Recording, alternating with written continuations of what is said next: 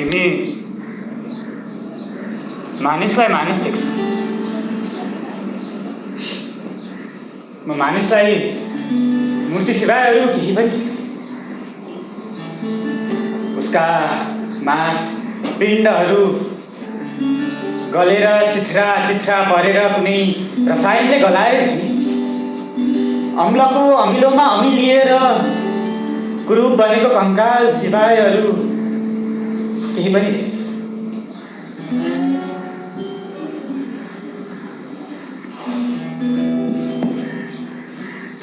अरे मानिस हुनु भनेको त ईश्वरलाई प्रश्न गर्नु हो।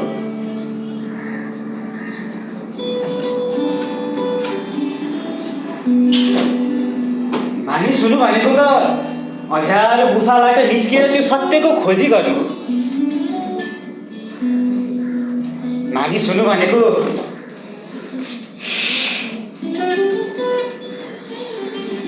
प्रश्न गर्नु।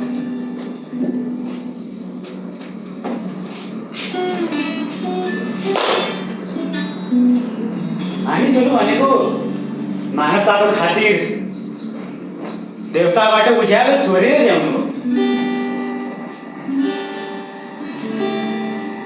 मानिस र मगज, आहा कति सुन्दर तर उस्तै भयङ्कर। मगज जसले रचना दिन्छ,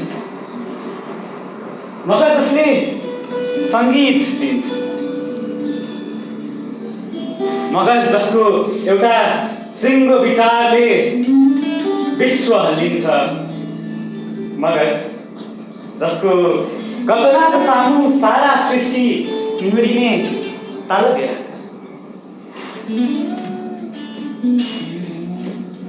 तर अफसोस किन हो किन ऊ आज चुपचाप छ, ऊ खोक्रो छ भित्रैबाट। जुन सङ्गीत ऊबाट गुन्जिनु पर्ने हो त्यो गुन्जिएको सुनिँदैन। ऊ चिच्याट लाग्दो धुन लाग्छ सुर भिजेको सितार।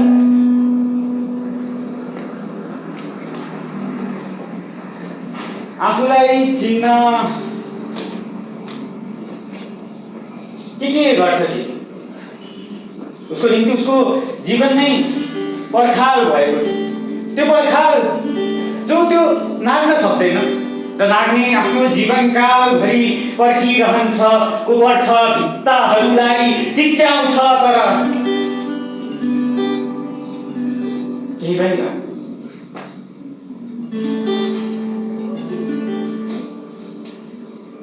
उसले बाँचेका घटनाहरू वरिपरि काल सर्प जसरी बेरिन्छ। ऊ आफै शत्रु भएको छ।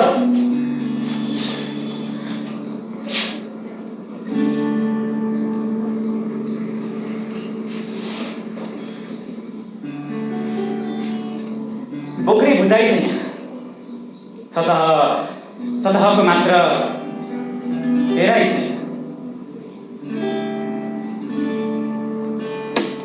इतिहासदेखि इतिहास, समाज र समाजको ढाँचामा एउटा पिउसो भएर रहन्छ, एउटा पिउसो जो कुनै घुसुना जसरी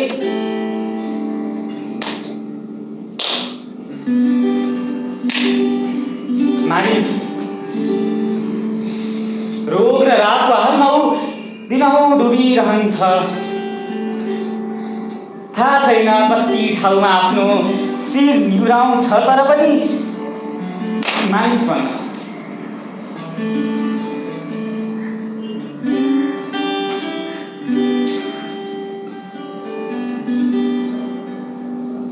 ऊ निरस भइरहेको फुल जस्तो बेरङ्गको उजाड संवेदनहीन। तर यो उसलाई पनि थाहा छैन त्यो निरस छ र बेरङ्ग हुन त उसमा ज्ञान नभएको होइन, उसले इतिहास नजानेको होइन। तर विडम्बना उसलाई आफू बाँचेको समय, आफू बाँचेको काल केही पनि थाहा छैन। जो हजारौं किताबहरू पढ्छ, ऊ परिभाषामाथि परिभाषा घोक्छ। ऊ पढ्छ आफ्नो व्यक्तित्व श्रृङ्गारमा, ऊ घोक्छ परिभाषा ताकि सबै सामु उसको उचाइ होस्। तर अखबारमा छापिएको खबर पढ्छ, ऊ सहानुभूतिको भाषण त दिन्छ, तर उसकै घरबारीबाट बुझिएको भलामी सुन्दैन। राम राम सत्य हे भनेर जपेको सुन्दैन।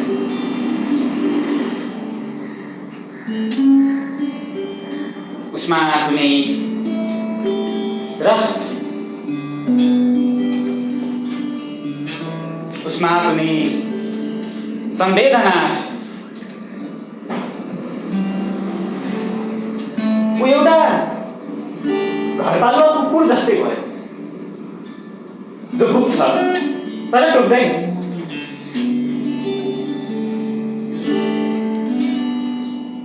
देख्दा डरलाग्दो भए पनि उसको कुनै मालिक छ, जसले खा भन्दा खानु परेको छ, जसले नखा भन्दा नखाइदिनु परेको छ, जसले हात दे भन्दा हात दिनु परेको छ।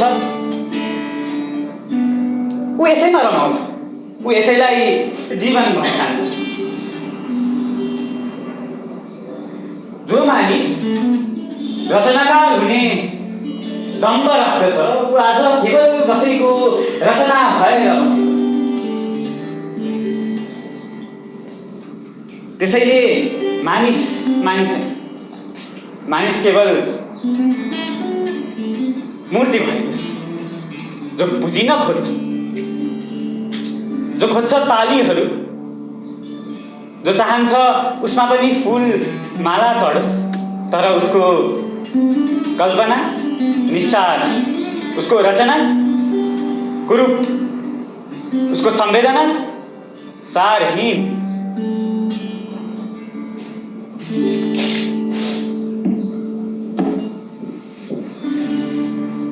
र आफै तिमी मानिस हो कि मूर्ति?